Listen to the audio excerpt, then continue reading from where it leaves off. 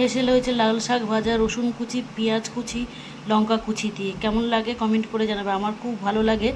আর এই লাল শাক খাওয়া খুব উপকারী বন্ধুরা, আয়রন হয় আর শাক খেলে শরীরে ভিটামিন লাগে, তাই না বন্ধুরা? আর কি রান্না আছে তোমাদের সাথে শেয়ার করছি, চলো। অল্প তেলে বানাচ্ছি হচ্ছে ডিম কষা। সমস্ত রকম মশলা দিয়েছি, বলতে আদা, পেঁয়াজ, রসুন, টমেটো আর তেজপাতা ফোড়ন, একটু চিনি ক্যারামেল করে নিয়েছি। ডিমগুলো সিদ্ধ করে আগে আলুর সাথে ভেজে নিয়েছি, তারপর সব কিছু মশলা দিয়ে কষাচ্ছি। স্বাদ মতো নুন, তোমার একটুখানি মানে হলুদ, মানে লঙ্কার গুঁড়ো একটু দিয়েছি, নাহলে কালারটা হবে না। আর গরম জল বসিয়ে দিয়েছি বন্ধুরা, এই ডিমের ঝোলে দেবো। কেমন লাগলো ডিমের কষাটা বলবে। এখনও হয়নি কিন্তু এই ঝোলটা দিয়ে একদম মাখা মাখা করবো। নামানোর আগে শাহি গরম মশলা দেবো। ফাইনাল লুক তোমাদের সাথে পরে শেয়ার করব। ডিম পোস্ত, ডিমের কারি, ডিমের ডালনা, ডিমের অমলেট কারি, ডিমের মানে সর্ষে পোস্ত ঝাল, ডিম ভাপা, ডিমের মানে ভাপা কারি, সমস্ত কিছু মানে আমার রেসিপি দারুণ লাগে খেতে। কার কার ডিম প্রিয় কমেন্ট করে জানাবে। আমি স্বাদ মতো সব কিছু দিয়ে দিই। দেখো বন্ধুরা কত অল্প তেল দিয়েছি, এই গরমের মধ্যে সুস্বাদুও হবে আর খেতেও ভালো লাগবে। একটু মানিয়ে নিও বন্ধুরা, আমি এক হাতে ভিডিও করছি আর এক হাতে তোমাদের সাথে কথা বলছি। আর আমার ঘরোয়া রেসিপিগুলো তোমাদের যদি ভালো লেগে থাকে আমাকে একটু সাবস্ক্রাইব করে আমার পাশে থেকো বন্ধুরা, ঠিক আছে? তো এখনও গরম জল দিইনি, গরম জল দেবো, ভালো করে কষাবো। যত কষানো হবে বন্ধুরা ততটা রান্না টেস্টি হবে। আর এই দেখো বসিয়ে দিয়েছি গরম গরম ভাত। ভাত হলে আর খাওয়াটা জমে যাবে। আর সমস্ত তো বুঝতে পারছো এখন ঘর বাড়ি পরিষ্কার করা হচ্ছে, বেশি কিছু রান্না করতে পারছি না। তোমাদের কেমন লাগে কমেন্ট করে জানাবে কিন্তু বন্ধুরা, ঠিক আছে?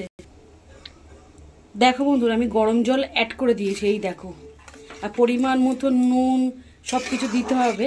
আমি একটুখানি কষানোর সময় দেখে নিই যে কী লাগবে, কিছু কম বেশি আছে, তাহলে সেটা পরে অ্যাড করে দেবো। শাহি গরম মশলা দিয়ে নামিয়ে নেবো। আর যখন এক তরকারি ভাত হবে বন্ধুরা, এরকম একটু ঝোল ঝোল থাকলে দারুণ লাগবে, তাই না? দেখাচ্ছি ফাইনাল লুক তোমাদের পরে। সঙ্গে থেকো, সাথে থেকো, পাশে থেকো, ঠিক আছে বন্ধুরা?